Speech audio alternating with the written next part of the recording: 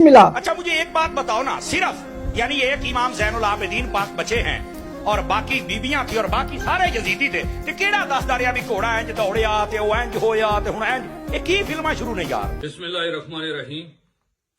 یہ چسکے والی بکریاں فلم ہے, کیا ڈرامہ ہے. نواسہ رسول کی شہادت اس بدبخت کو ڈرامہ لگ رہی ہے. اب میں تجھے بتاتا ہوں کہ ہمیں یہ کس نے بتایا. واقعہ کربلا 61 ہجری کو ہوا. سن 95 ہجری تک امام علی زین العابدین علیہ السلام اس دنیا میں موجود رہے.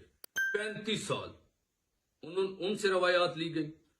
107 ذی الحج 114 ہجری تک پانچویں امام محمد باقر علیہ السلام زندہ رہے. 53 سال واقعہ کربلا کے بعد ان سے روایات لی گئی. اور علی کی عالیہ بیٹی وہ واقعہ کربلا کے بعد زندہ رہیں, ان سے روایات لی گئی. یعنی ہم نے جو بھی روایات لی ہیں کربلا کی, اہل بیت اطہار سے لی ہیں, امام مبین سے لی ہیں. اب ذرا تو اپنا بتا, تیرے 4 امام ہیں, امام شافعی, مالک, حنبل, نعمان بن ثابت. چاروں امام رسول کے زمانے میں بھی نہیں تھے, ابو بکر کے زمانے میں بھی نہیں تھے, حضرت عمر کے زمانے میں بھی نہیں تھے, حضرت عثمان کے زمانے میں بھی نہیں تھے, حضرت علی کے زمانے میں بھی نہیں تھے. تیرے چاروں امام نہ رسول کے زمانے میں, نہ خلفائے راشدہ کے زمانے میں, نہ اصحاب کے زمانے میں. تو نے دین کدھر سے لیا ہے, پہلے تو یہ بتا. دوسری بات, تیرا دین نہ رسول ہے, نہ قرآن ہے, نہ خلفائے اور نہ اصحاب ہیں. تیرا سارا دین محیط ہے بخاری شریف پہ. بخاری شریف والا تو کتنے 100 سال بعد از رسول, بعد از خلفاء, بعد از اصحاب آیا. تو نے کدھر سے یہ حلالے لے لیے؟ تراویح نہ رسول نے پڑھائی نہ دکھائی, تو نے کدھر سے لے لی؟ حلالہ رسول نے نہ بتایا نہ سمجھایا, یہ تو نے کدھر سے لیا؟ یہ جو کچھ مدرسوں میں تم لوگ کر رہے ہو, یہ کس کی پیروکاری کر رہے ہو؟ اور یہ جو غار ہرا والا تم واقعہ سناتے ہو, سانپ لڑا تھا, ادھر کیا CCTV کیمرہ لگایا تھا؟ وہ تمہیں کس نے بتایا؟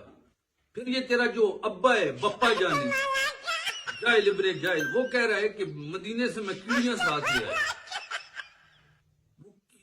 جیسا بندہ ہو ویسی چیزیں لے کے آتا ہے نا.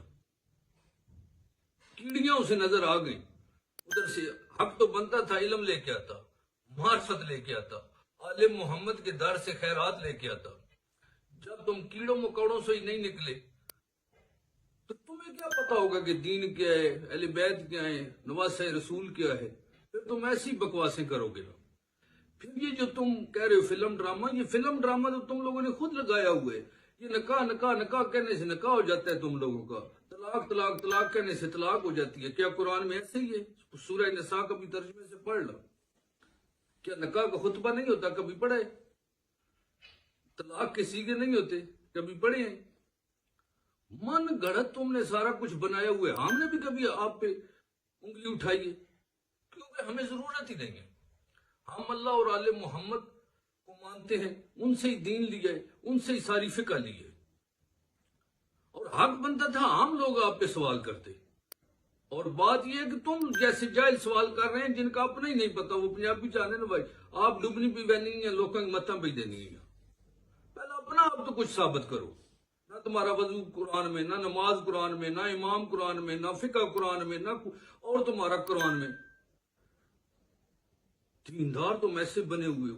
یہ اونچا اونچا بولنے سے, آوازیں کھینچنے سے بندہ سچا نہیں ہو جاتا. بات میں وزن ہونا چاہیے. کبھی تو بات قرآن حدیث کی روشنی میں کر لیا کرو, کبھی کسی اصحاب کی بات کر لیا کرو. لیکن تم نے وہ ایک نعرہ بلند کرنا ہوتا ہے اہل بیت اور اصحاب کے بغض میں. جیسے رسول نے کہا تھا کہ میں تم میں 2 گراں قدر چیزیں چھوڑے جاتا ہوں, ایک قرآن اور ایک اطرت. آپ نے قرآن بھی چھوڑ دیا اور رسول کے اہل بیت بھی چھوڑ دی اور بنو امیہ کو مان لیا. مانا کیوں؟ بنو امیہ مخالف تھے قرآن اور اہل بیت کے, اور جو قرآن اور اہل بیت کا مخالف ہے وہ آپ کا رہبر ہے, وہ آپ کا رشتہ دار ہے, وہ آپ کا سب کچھ سربراہ ہے.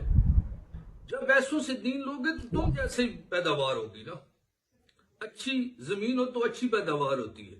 اللہم صلی علی محمد وآل محمد. امید کرتا ہوں آپ کو ویڈیو پسند ہوئی ہوگی. اگر مجھے فیس بک پہ دیکھ رہے تو فالو کر دیں, اگر یوٹیوب پہ دیکھ رہے تو چینل کو سبسکرائب کر دیں. انشاءاللہ ملتے ہیں اگلی ویڈیو میں. تب تک خدا حافظ. یا علیہ السلام. مدد.